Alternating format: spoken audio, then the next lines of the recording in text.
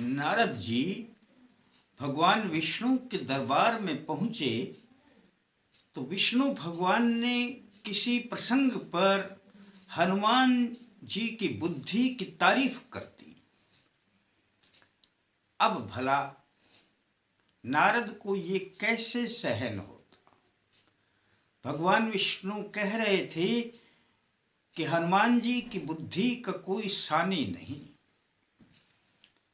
नारद जी वहां से ये बात सुन करके चले आए और उन्होंने ठान लिया कि मैं ये सिद्ध कर दूंगा कि हनुमान जी की बुद्धि से बढ़कर भी है बुद्धि।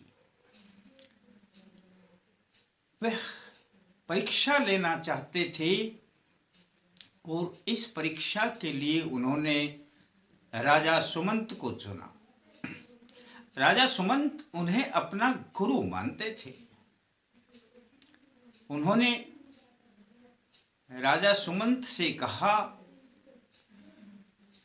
कि अभी कुछ ऋषि मुनियों का अपना सत्संग प्रारंभ हो रहा है और आपको उस सत्संग में जाना चाहिए।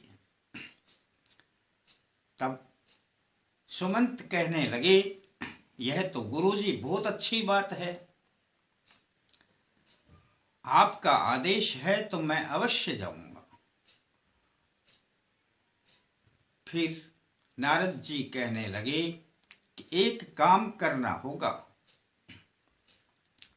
वहां पर जितने ऋषि हैं आप चाहे किसी को भी प्रणाम करें, लेकिन विश्वामित्र को प्रणाम मत करना।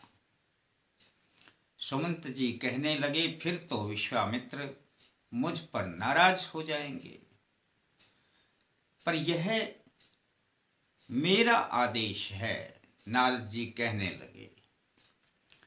सुमंत ने ऐसा ही किया कि जब सत्संग हो रहा था सभी को प्रणाम किया और विश्वामित्र को प्रणाम न किया। विश्वामित्र को इतना बुरा लगा कि वे सत्संग में से बीच में ही छोड़कर चले आए। भगवान राम के पास पहुंच जाते हैं और भगवान राम से शिकायत करते हैं कि हे प्रभु, आपके राज्य में मेरा अपमान। राम कहने लगे, गुरुजी आपका अपमान हो गया तो उसे जिंदा रहने का कोई अधिकार नहीं। किसने किया यह अपमान? विश्वामित्र कहने लगे, राम मुझे वचन दें कि क्या सचमुच उसे जिंदा रहने का अधिकार नहीं, तो क्या आप उसका वध करेंगे? राम जी ने कहा, अवश्य, मैं वचन देता हूं कि उनका वध मेरे ही हाथों होगा। अब ऐसा वचन देने के बाद उन्होंने अपना धनुष उठाया और चल दिए। उधर में जब राजा सुमंत को यह पता चला कि राम जी ने प्रतिज्ञा ले ली मुझे मारने की, तो वह इधर उधर किसी की शरण तलाशने लगे। तो सबसे पहले वे नारद जी को ही पुकारने लगे कि गुरुजी मेरी रक्षा करें। नारद जी ने कहा कि क्या हुआ? तब सुमंत कहने लगे कि राम जी ने मुझे मारने के लिए प्रतिज्ञा की है। तो नारद जी कहने लगे कि उनसे तो मैं भी नहीं बचा सकता। नारद जी सोच रहे थे, मन ही मन प्रसन्न हो रहे थे, अब हनुमान जी की परीक्षा होगी। उन्होंने कहा कि एक तरीका है बचने का, आप मां अंजनी के पास जाएं, जो कि हनुमान जी की मां है, अंजनी के पास जाएं। अंजनी देवी ही आपको मृत्यु से बचा सकती है। सुमंत ने ऐसा ही किया। वे अंजनी के द्वार के बाहर साष्टांग प्रणाम करके गिर पड़े। जैसे ही मां अंजना की दृष्टि पड़ी, उन्होंने कहा कि उठो बेटे, क्या परेशानी है। तब सुमंत कहने लगे कि मां, मैं आपकी शरण में आया हूं और सुना है कि शरण आए हुए की रक्षा करना यह हर व्यक्ति का कर्तव्य भी है और ये दया का भाव भी है। अंजनी मां ने उन्हें वचन दिया कि तुम्हारी रक्षा मैं करूंगी, बोलिए तुम्हें क्या परेशानी है। इतना सुनने के बाद उन्होंने कहा कि मां, मुझे मेरी रक्षा का वचन चाहिए। तब अंजनी मां ने उनको वचन दिया कि जाओ, मैं तुम्हारी रक्षा करूंगी, तुम्हारे ऊपर कोई आंच ना आने दूंगी। तब सुमंत ने कहा कि मुझ पर प्राणों का संकट है।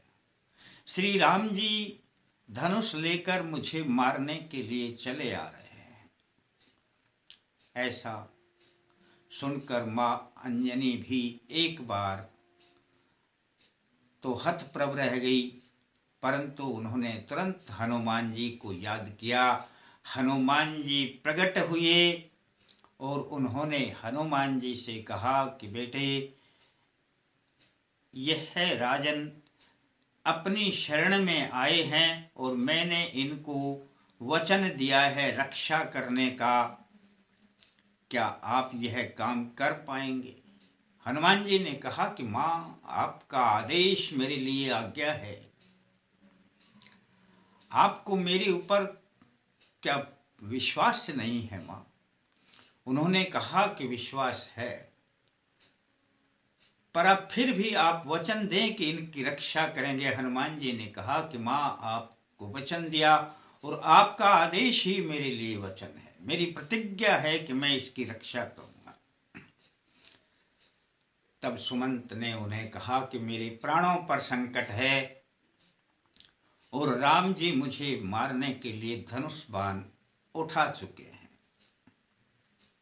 यह सुनकर हनुमान जी भी सक पका गए। अब यह कैसे हो सकता है। राम जी जिनको मारने की ठान लें, उन्हें मैं कैसे बचाऊंगा। परंतु उन्होंने अपनी मां को वचन दिया, वचन को निभाना भी जरूरी है। पास के एक वृक्ष पर चढ़ गए और उन्होंने कहा कि तुम ऐसा करो कि वृक्ष के नीचे बैठ जाओ। वे वृक्ष के नीचे बैठ गए और उन्होंने कहा कि राम राम भजना शुरू कर दें। वे राम राम भजना शुरू कर देते हैं। उधर में राम जी ढूंढते हुए वहीं पहुंच जाते हैं जहां पर सुमंत बैठे हुए थे। हनुमान जी ने देखा जब राम जी को आते हुए, तो उन्होंने अपनी तुरंत पूंछ बढ़ाई और अपनी पूंछ से उनके चारों ओर इस प्रकार से लपेटना शुरू किया कि वह दिखाई ना दे। और हनुमान जी ने कहा कि राम राम रटते रहना, यह छूटे नहीं।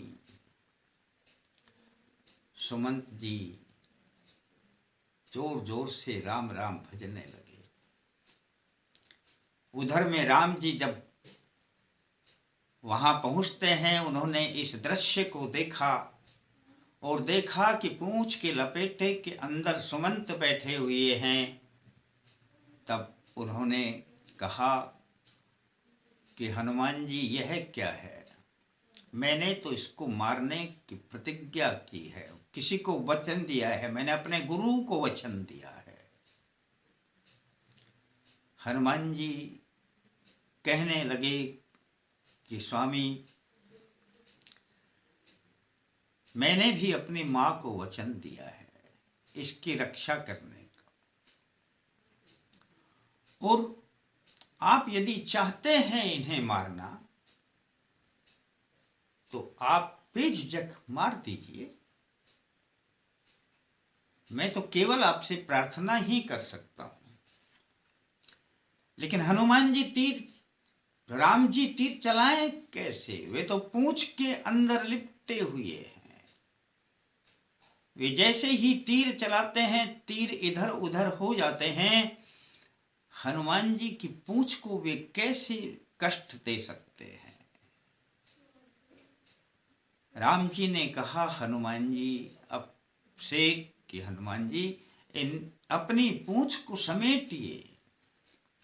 परंतु हनुमान जी कहने लगे कि प्रभु आप चलाइए तीर, मेरी पूंछ कोई बेध दीजिए, मुझे कोई दिक्कत नहीं है।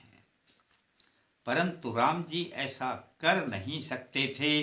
उनके साथ में लक्ष्मण जी थे। लक्ष्मण जी ने कहा कि यदि पूंछ नहीं हटाते तो मैं तुम्हारे ऊपर तीर चला दूंगा। और इतना कहकर लक्ष्मण ने हनुमान जी पर तीर चलाया। तीर उनकी छाती पर लगा, छाती से रक्त बहने लगा। जैसे जैसे रक्त बहता राम जी मूर्छित होने लगे। राम जी मूर्छित होकर गिर पड़े। जब लक्ष्मण ने देखा कि राम जी को यह क्या हुआ, उन्होंने धीरे धीरे करके उनको होश में लाया और कहने लगे भैया यह क्या हो गया? राम जी कहने लगे कि हनुमान जी के सीने में तो मैं हूं। हनुमान जी के सीने में जब मैं हूं और वहां पर तुमने अपना तीर छोड़ा तो तीर मुझे ही लगा ना। लक्ष्मण ने अपने अपराध की क्षमा याचना की। तब राम जी ने हनुमान जी की छाती पर अपना हाथ फिराया। उनका घाव ठीक हुआ और उनके ऊपर हाथ रखकर उन्होंने कहा कि आयुष्मान रहो, सदा दीर्घायु हो, कभी भी आपकी मृत्यु ना हो। आपको मैं ऐसा वरदान देता हूं। इस प्रकार के वरदान देने के लिए वो हाथ उठा ही रहे थे। उन्हें जब वरदान दे रहे थे कि मेरी तरफ से तुम्हें कोई कष्ट नहीं आएगा, कभी नहीं आएगा, तुम जो चाहे करें, तो इतने में ही हनुमान जी ने अपने पूंछ के सहारे से ही सुमंत को ऊपर उठा लिया। और राम जी ने जो हाथ हनुमान जी पर रखा था वह हाथ के नीचे सुमंत का सिर कर दिया। जैसे ही राम जी ने देखा कि मेरा हाथ तो सुमंत के सिर पर है, तो मैं इन पर कृपा ही कर सकता हूं, इनको मार कैसे सकता हूं। उनकी इस बुद्धि को देख करके नारद भी वहां पर प्रकट हुए, विश्वामित्र भी वहां पर प्रकट हुए और कहने लगे कि धन्य है प्रभु राम और धन्य है हनुमान जी, आपके जो सेवक हैं राम जी के, आपके सेवक हनुमान, इनकी बुद्धि का कोई सानी नहीं है, कोई जवाब नहीं है। दोस्तों, अपनी बुद्धि के बल पर हनुमान जी ने सुमंत को जैसे बचाया, इसी प्रकार से इनकी बुद्धि का दृष्टांत जगह जगह पर मिल जाता है। इस प्रकार उन्होंने अपनी मां का भी वचन रखा और सुमंत की रक्षा की। दोस्तों, आप भी चाहते हैं कि हनुमान जी से हमें भी बुद्धि प्राप्त हो और यह बुद्धि हमारे जीवन में काम आए।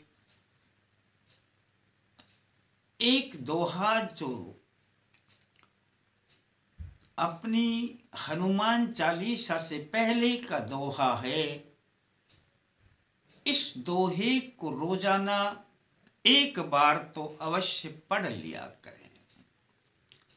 एक बार ही यदि पढ़ेंगे तो आपकी अर्जी प्रभु के चरण में लगेगी, हनुमान जी की शरण में लगेगी।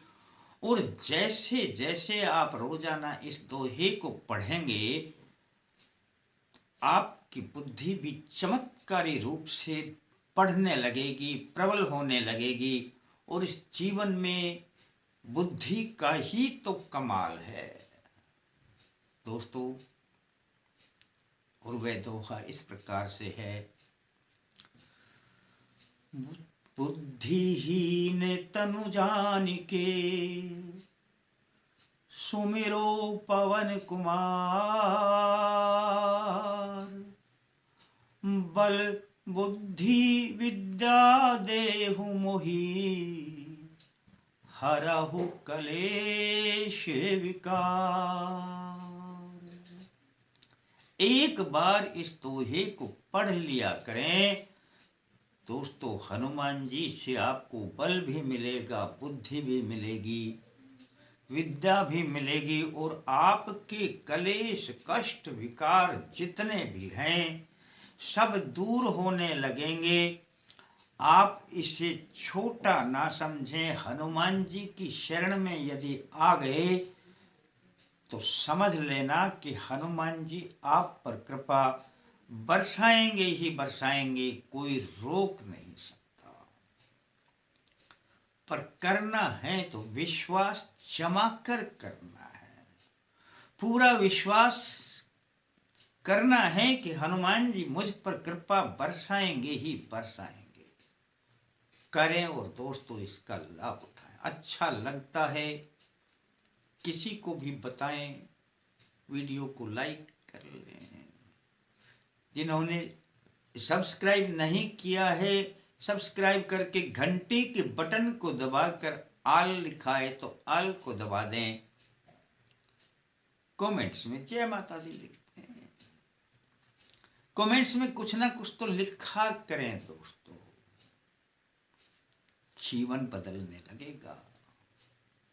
फिर मिलते हैं दोस्तों नए अंक के साथ, तब तक के लिए जय माता दी।